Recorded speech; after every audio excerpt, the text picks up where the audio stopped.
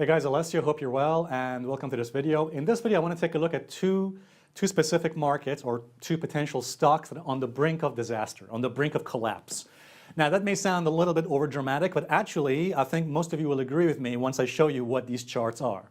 So first one, this is a chart I want to show you. This is a chart of a market, a stock that I've been warning about. I've been warning about this particular stock for a very long time.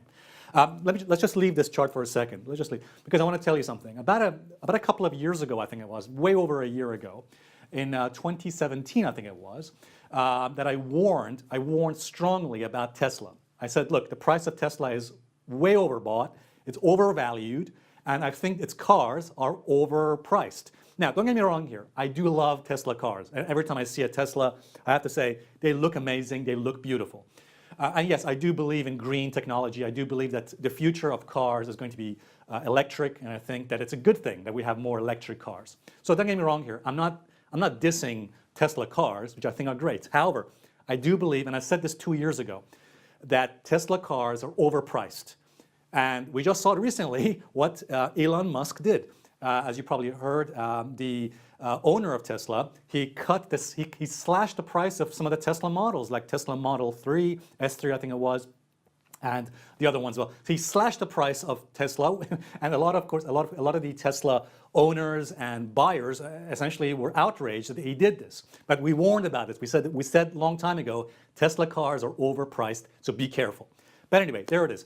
But taking a look at the chart of Tesla now, I believe that we're coming close to that trend line support at 260, 250 area. Here's the thing. We're coming now to test this trend line once again. It's probably the third or fourth time we're testing this level.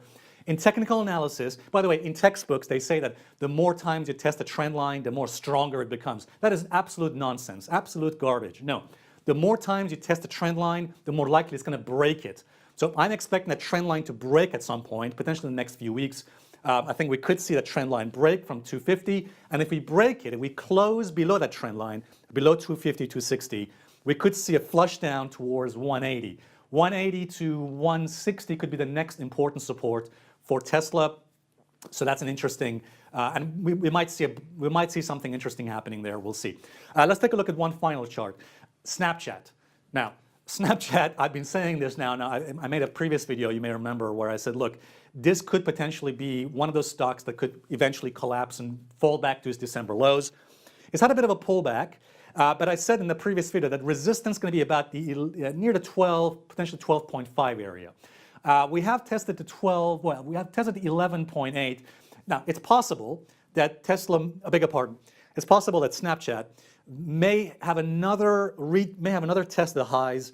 It might test 12, 12.5 before potentially dropping. So I see two potential scenarios here for Snapchat.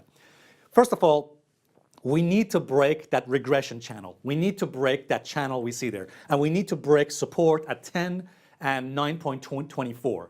If we break and close below the $10 mark, and more importantly, the 9.25, 9.24 level mark, then, and by the way, we need to stay below it, then potentially we could see Snapchat unraveling and essentially rolling over and falling sharply down toward the December lows. But we need to break those levels, that support levels.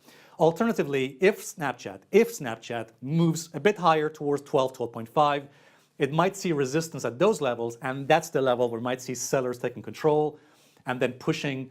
If we just leave that chart for a second, then we might see Snapchat essentially unraveling and the sellers taking control and heading lower. All right, guys, so those are the key levels that I'm watching for the moment, but essentially we're expecting this market, this Snapchat, to eventually fall back to its lows of last year, essentially December last year. So very interesting situation here.